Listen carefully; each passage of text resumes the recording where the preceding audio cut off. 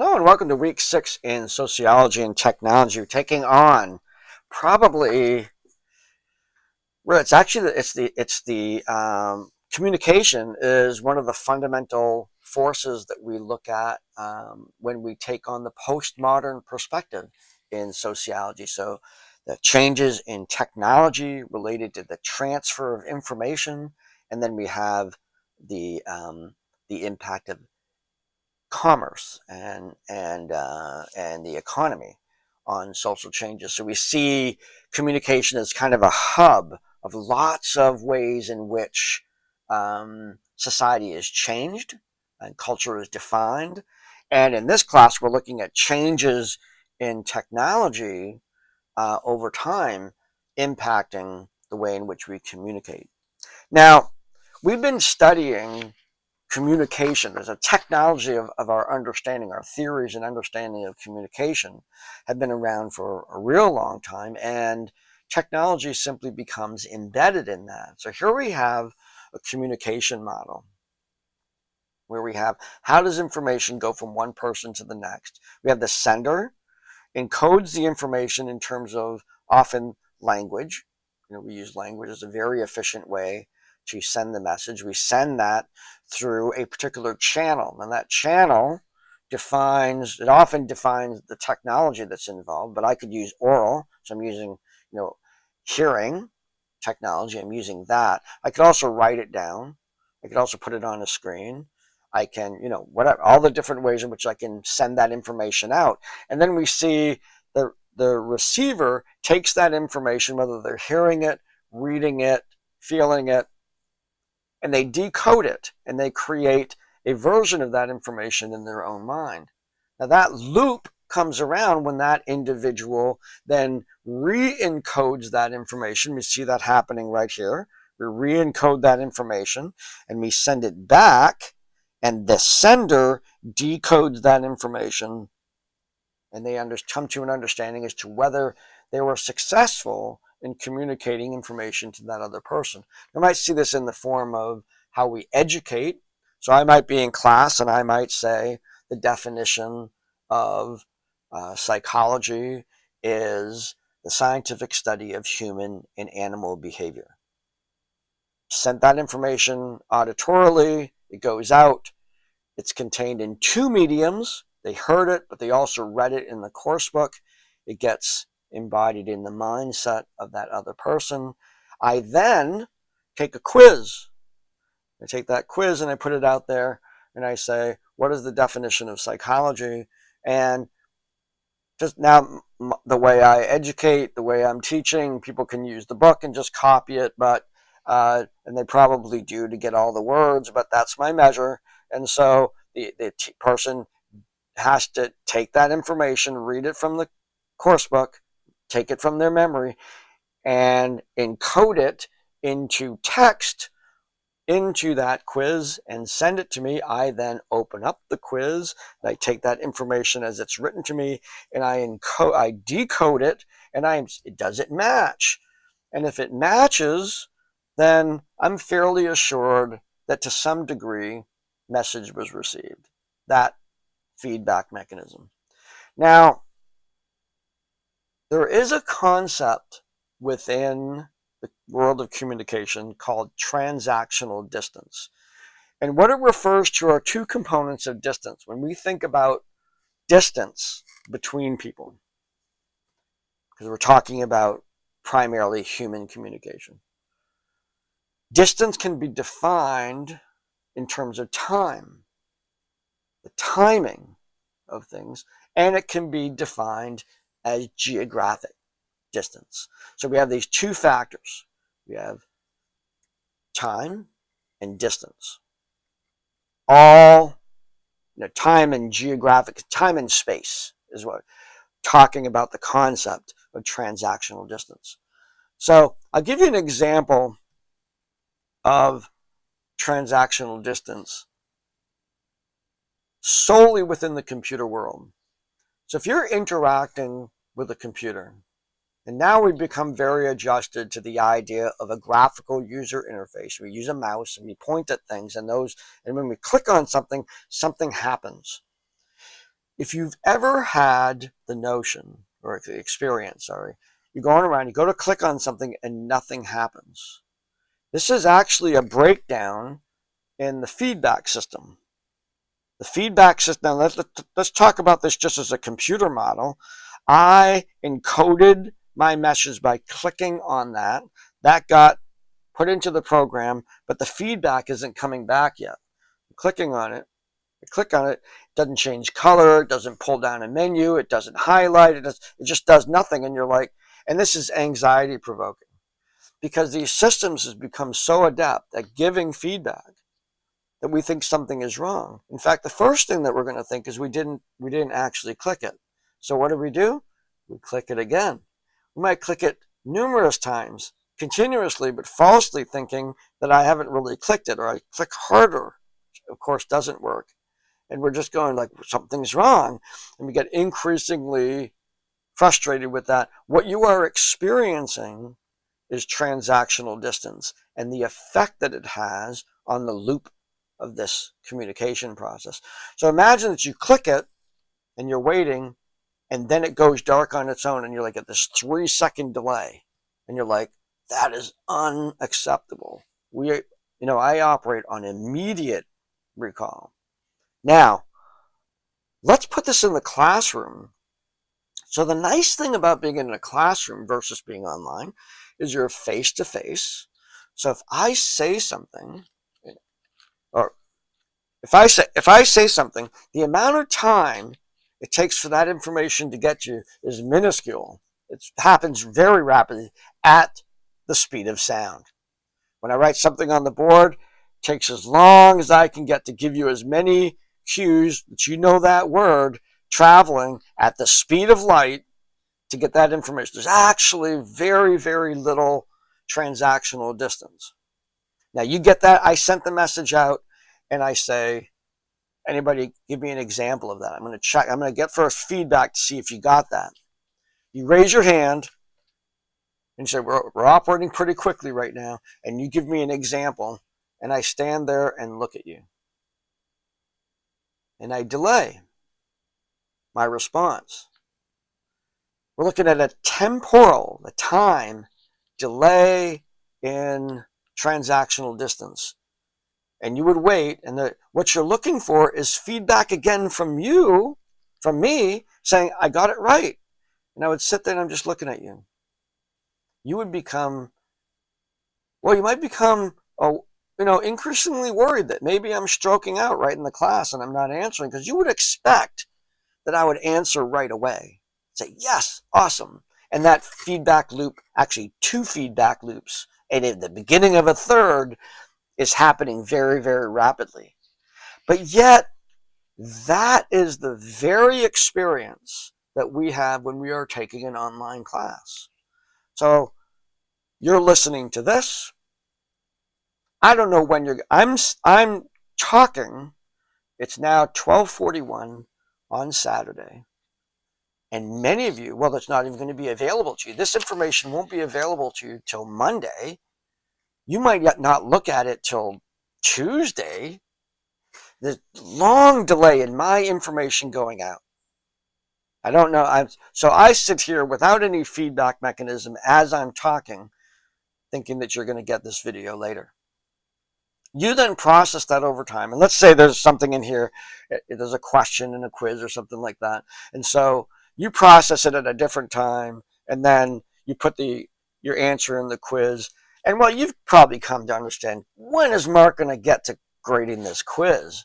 So you might be into next chapters, and you still haven't received a response as to whether or not you got that answer right or not. So you have this pending loop of information where I've sent it out, takes a long time to get to you, you process it over a period of time, you respond, the feedback is waiting there that I look at it whenever I get to that, and then start another communication, sending that information back to you. It might be a week and a half, 2 weeks before that loop gets completed, and you come to the realization that you understood the thing that I said. I understand that you got it a little bit before, Like I correct the answer, and now my loop is done. You got the answer correct. I taught, you learned, you expressed your learning, we're done. You, however, are still waiting to read the feedback from me that will complete the loop for you and say, I heard, responded, and now I understand the degree to which I got that true. That is huge transactional distance compared to a live classroom. That is often what people find the most frustrating about learning online, is the immediacy of response is delayed, sometimes for a really long time. This isn't the first time that when we did correspondence courses way back, you know, you'd write out, you get material, you'd read it, you write out your papers, you send it in. You might not you might not close that feedback loop for another month, even longer. That's why we like texting. Texting is much more immediate. In fact, let me throw this out here because it's related to here. The joy of texting for me is twofold. First, I don't hear well, so the practice of yesteryear of calling people up and getting on the phone is painful for me. I have to like very, very closely listen, and the speaker's only that big. Got a thumbs up on that. The speaker's really small, and it's a little tinny, and I can't really understand what people are saying. Texting is way better. You write it clearly, it's right there, I can look at it. The other thing, texting, despite the way people usually text, is much more polite. When you call somebody, it's a good time for you to talk, but it might not be a good time for them to talk. And you're interrupting whatever they're doing. You know the game. You're sitting there, doing whatever, you're doing your work, and then the phone rings. Like, come on, I'm doing work. Now, it's not the fault of the other person. They didn't know you were busy, but it's like, this is not a good time. And yesteryear, we used to have to answer that phone, or we'd have it go to a machine. But if I'm, waiting for something, much cooler, much cooler. Where's my phone here? Much cooler. I get a message, I can do this. Message received. That's it. I'm right in the middle of teaching, and I didn't have to move away. Now, that's distracting. It interferes with the degree to which I am focused on teaching. If I looked at this and the message from my wife said, come downstairs, I have to unpack the groceries. I'm in the middle of making a video. She's downstairs. The food is freezing. Whatever. That could interrupt my thinking process. So that's the danger of these interrupting messages, is that we lose our, where we're at in terms of concentration and whatnot. But wow, that's way better than a phone call. I'd rather get that. And then in non-emergency situations, it would be, okay, you've given me a piece of information to think about. I will send you back a piece of information when I get time to do that. And the expectations are usually that we're not going to get an immediate response. Here's my point. Technology increases transactional distance, period. When we have no technology, when I am directly in front of you, that's the minimal transactional distance. Whether it's good or bad is another issue, but it's the minimal transactional distance. Every time I insert technology, it increases transactional distance. It makes things work, and they're more convenient. I can have an ongoing conversation with my brother in British Columbia, and technology allows me to do that without a hitch. I could do that. Very convenient, very polite, all of those things, but transactional distance is increased. The question becomes, does it increase it to the point that it interferes with learning?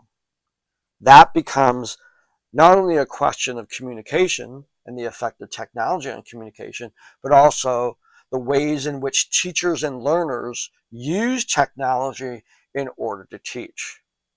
And so that question has been that's been the focus of my research. That's, as an educational psychologist, the focus of my research is on the impact of technology on learning, because technology introduces transactional distance. Now, technology has changed. You can see all of the information in the course book is related to that. There's also, because human beings are using that technology, they modify the ways in which they communicate. It's interesting to consider, for example, that emoticons.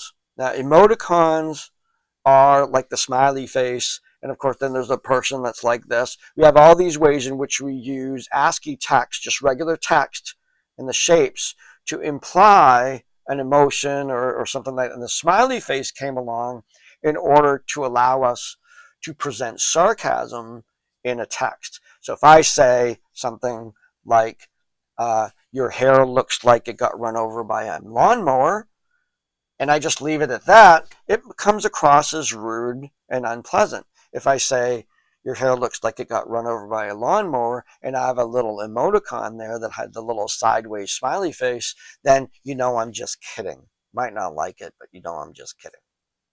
Now that concept of emoticons evolved as natural language evolution to overcome the limitations of text speaking, about communicating in text. I need to be able to tell people when I'm kidding. I need to be able to tell emotional content without having to write out, I'm kidding. Just kind of a quick way. The way we would use facial expressions, like if I was face to face and I said, your hair looks like it was run over by a lawnmower, and I went, your face looks like not your face, your hair looks like it was run over by a lawnmower. That's different than, your face, your hair looks like it was run over by a lawnmower. And you get that sarcastic sort of from my face. That doesn't translate into text. There's too much transactional distance. There's too much loss of information. We need emoticons. And they establish themselves naturally growing out of the language associated with computer science. Now, in latter days, what we see now is an increased complexity in the development of emoticons. Now with the graphic user interface, and emoticons started when everything was text. All of computers was text. What we have now are graphics, so we have a new emojis. Emojis are tiny little graphic images that we use that largely in many of our computer devices has replaced the emoticons. Sometimes when you're typing Microsoft Word, if you type that smiley face, if you do the colon dash close parentheses, it will change it to the emoji. It won't keep it as text. It'll change it to the little smiley face. Now, just as an FYI, those are regulated. The little images are designed, they're produced by different companies like Google and Apple and Instagram and all this, and they produce these images and they submit them for approval for wide use in technology to sort of like manage how they are. And you can actually, I have a website here that lists all of them. Going to the bottom here, there are right now 1,910 approved emojis. So here we are. I'm looking at this website here. We have the grinning face. We have the grinning face with big eyes, the grinning face with smiling eyes, beaming face with smiling eyes, all of these. And they go on and on. These are just the smiley faces. There's one with the cowboy hat. There's the face screaming in fear, the downcast face with sweat. Let's go jump around. Here we have the different hands, the hand signals. We have all of those. Then we have the child's face. It just goes on and on. Look at, I'm just scrolling really quickly here. These are all the currently, look at the progress bar. I'm just about, maybe I got a 25% more to go here. All of that. And then in addition to these is elevator. It's cool. X-ray, stethoscope, crutch. Then we have emojis on skin color. So these were introduced that in addition to these different hand signals, they varied the shade of the skin. Okay, so here's just the raised right hand. Here's the Spock symbol. The Vulcan salute. Here's the handshake. Those kind of things. Looking at different colors. All of this to increase the capacity for people to embed more data, more information into visual information that can be then translated through a computer, so that we can translate more information and thus increase the likelihood that people are going to understand what we're trying to say on the other side. So you're looking, these are modifications not to transactional distance, but to the message itself. So I can write out a text and then include a hand signal like that. The Taylor Swift hand signal. Oh, my computer. I'm going to do that. We'll get some more hearts. How about that? There we go. The wonders of technology. So, and I do the thumbs up. I do that, and it's going to give me the thumbs up. All right.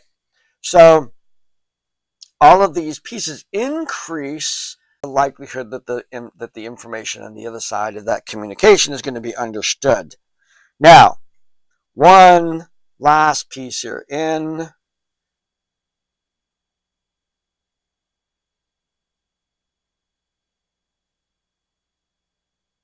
Let's look at the discussion. I want you to draw upon your experiences of transactional distance.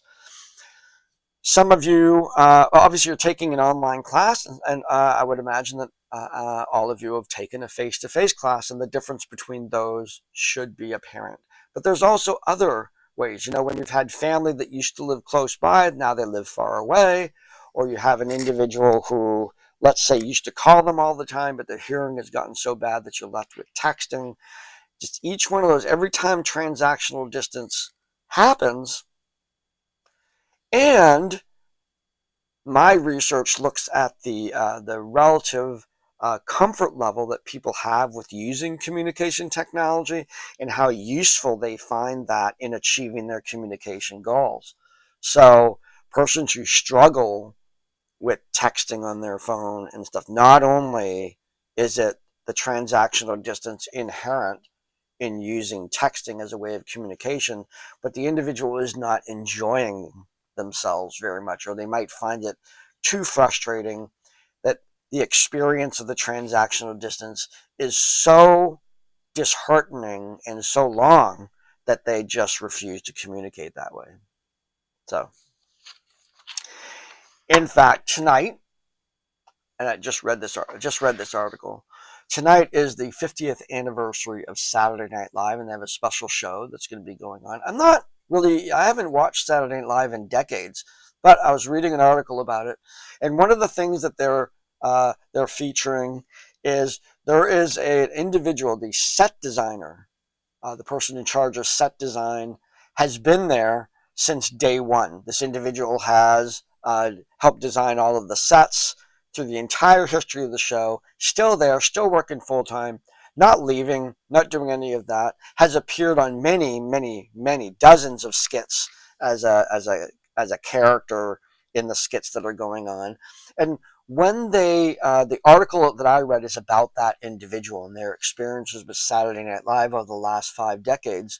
And one of the quirky characteristics that he has is when he's working with the production team and he has to send information over to the lot where all the carpenters are that build these sets, he uses a fax machine exclusively, types things out, draws them out, and sends them through fax. He's been asked to use email, and he refuses.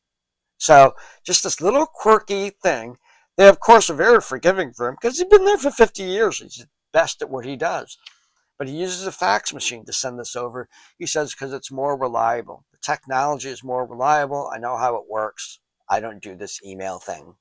A person who set in their ways, but has found a way in order to be set in their ways and still be extremely successful. Okay, the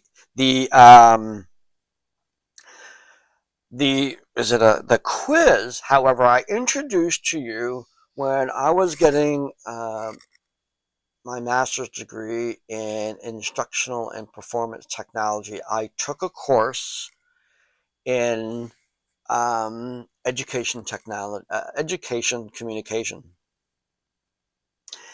And in that class, I constructed a job tool, which is a graphic representation of what I was learning in that class.